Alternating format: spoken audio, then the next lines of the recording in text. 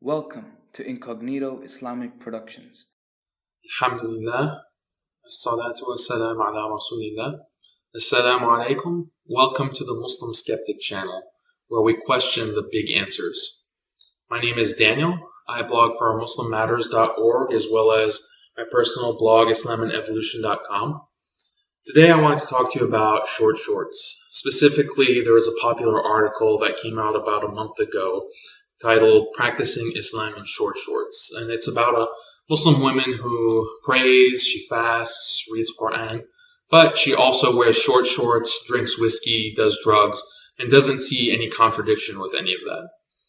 Overall, I thought it was an introspective piece and expressed things that a lot of Muslims are feeling and are struggling with. That being said, I thought that the essay got a number of things wrong. One of the things that really annoyed me actually about the article was its characterization of traditional or conservative Islam, the Islam that says don't drink whiskey, don't do drugs, or dress provocatively. The author characterizes that Islam as fossilized and inflexible. Look, criticizing traditional Islam and organized religion in general is not exactly controversial or groundbreaking in this day and age. People have been calling organized religion strict, inflexible, overbearing for a long, long time. At this point, it's just something that many of us simply assume. Think about that famous religious zealot Ned Flanders, for example, on the popular TV show The Simpsons. He's awkward, out of touch, and just a loser. No one wants to be Ned Flanders. So if organized religion is inflexible and strict, the opposite of religion is liberating and freeing. Just throw off the chains of traditional religion and let loose. Be yourself. Live every day to the max. That's the message that we're given over and over again, and it's a dichotomy that is really drilled home. And the idea is that organized religion is equal to strictness and burden, whereas throwing off religion or leaving religion is equated with being liberated and having fun. So do we as Muslims have to accept this dichotomy? What I've noticed is that even conservative Muslims, unfortunately, are too willing to accept this idea. These Muslims say, look, it's true Islam is strict and tough, but frankly, that's the price of Jannah. That's the ticket to paradise. No pain, no gain, right? But I don't buy that because that's giving way too much credit to the alternative lifestyle, the short shorts way of life. Because let's be real here. Life is not easy for anyone. Everyone has to abide by rules, regulations, and stricture. Doesn't matter if you're liberal or conservative, Muslim or non-Muslim. The problem is the rules and regulation of religion are psychologically experienced by people today as burdensome. And the rules and regulations of day-to-day culture, they're not experienced as burdensome at all. They're experienced as liberation or freedom of choice or just living your everyday life. We can talk about the example of short shorts itself. When you really think about it on a conceptual level, are short shorts really more liberating than a long skirt or an abaya? How can a piece of fabric be inherently more or less liberating than another piece of fabric? Sure, Islam has rules of dress for women and men, and people are quick to call that oppression, but newsflash, every culture and society on earth has rules of dress. Even in Western so-called liberated society, you have dress codes, you have standards of fashion. There are parts of the body you can and cannot expose by force of law, like indecent exposure laws. But even beyond the law, look at all the pressure women and especially young girls feel to dress sexy, to look like Beyonce in this hypersexualized society that we live in. We're even seeing an epidemic of depression in young girls. But no one calls any of that oppression. Why? Or even consider cosmetic surgery. What I wonder is covering your hair, more burdensome, or literally mutilating your body so that you fit some arbitrary standard of beauty? The question is, why is the hijab seen as a symbol of oppression, but putting yourself under the knife so you can find a boyfriend or a husband and feel loved and beautiful and accepted in society, why is that seen as okay or even praiseworthy as an act of self-expression? To me, personally, it makes absolutely no sense. Another example is makeup.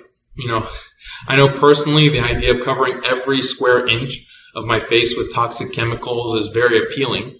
Unfortunately, in these messed up times, there is no greater symbol of freedom than a woman's face plastered in chemicals sold by big corporations who also spend billions of dollars in advertising telling you that if you don't marinate your face in their product, you won't be beautiful and you won't be loved.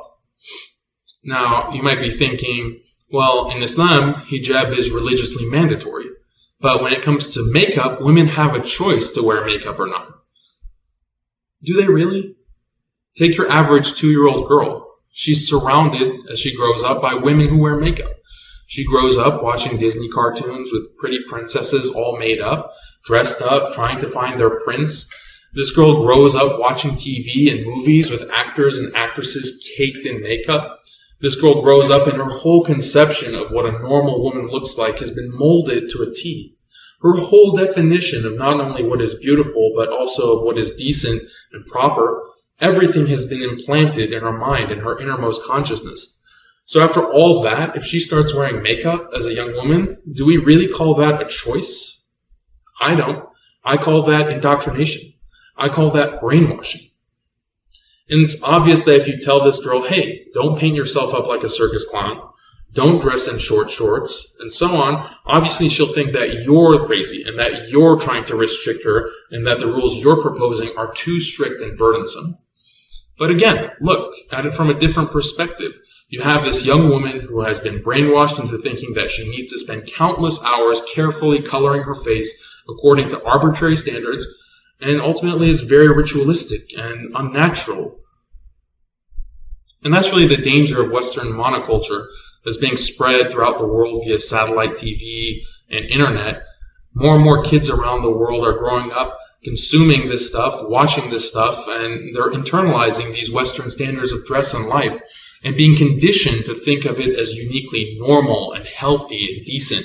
And anything that contradicts those standards and that lifestyle is seen as uniquely oppressive and unnatural and unhealthy. Traditional religions like Islam stand no chance given that background of conditioning. So, given that, are we really surprised that more and more Muslim young women psychologically feel that the hijab is oppressive and decide to take it off, whether in the West or in Muslim countries? Are we surprised that people in general view Muslim standards of dress as strange, but plastic surgery and covering your face in toxic chemicals and piercing your body with jewelry and injecting dye into your skin for permanent tattoos, all those are somehow perfectly normal and liberating? Why? Honestly, we can talk about clothes and fashion and standards of dress all day, and there are a million things that we can talk about, but here's another example that might resonate with you. Maybe you guys are familiar with this important cultural ritual known as prom. Now, it doesn't matter if you're Muslim or non-Muslim, but prom has a lot of ritualistic aspects to it. You have to have the right clothes, you have to go with the right people or the right person, you have to be in a certain kind of place and do certain kinds of things and wear specific accessories, and rent a limo, and on and on and on. And that's a lot of work. It's also a lot of pressure to abide by all these arbitrary customs. But people do it, and they have fun, and they don't think about it as a burden or overbearing. Why? It's not like prom has any practical utility. It's just an arbitrary event, a social custom. Now again, you might say that prom is voluntary, whereas Islam has obligatory practices. And to that I say, if you've ever been a high school student in America, you know that prom is not voluntary. Sure, you can skip it, but only at risk of being socially ostracized and being seen as a weirdo. The author of the Short Shorts essay, for example, thinks other Muslims judge her and are intolerant to her because of her choices. But if you really want to feel judgment and intolerance, try being a Muslim senior in high school skipping prom. And the strict social requirements don't go away after you graduate high school. We can talk about tons of other examples like the pressure to drink, the pressure to engage in premarital relations, the hookup culture, and on and on.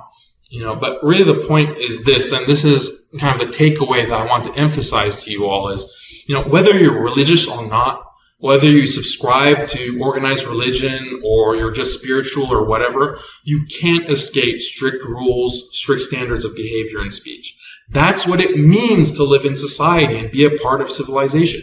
The only difference is Some of those requirements we experience as burdensome, and others we don't really think twice about, or don't even think of them as requirements as such. The problem is we've been conditioned, heavily conditioned in this day and age to experience the rules of religion as a burden. But in reality, the strictness or burdensomeness of religious rules compared to the tons of arbitrary rules and customs you find throughout every single culture that everyone follows without batting an eye, there's no substantive difference there. So let's just drop this cliche about Islam being so difficult and impractical compared to modern culture, because frankly, it's stupid. It's hypocritical and it has no basis in reality. When people single out an Islamic lifestyle as being too burdensome and too hard, what they really mean is this. Look, Islam is not what I'm used to. The Islamic lifestyle is not what I'm personally comfortable with given my background, my upbringing, my education, my culture. The Islamic lifestyle doesn't fit my personal arbitrary definition of normal.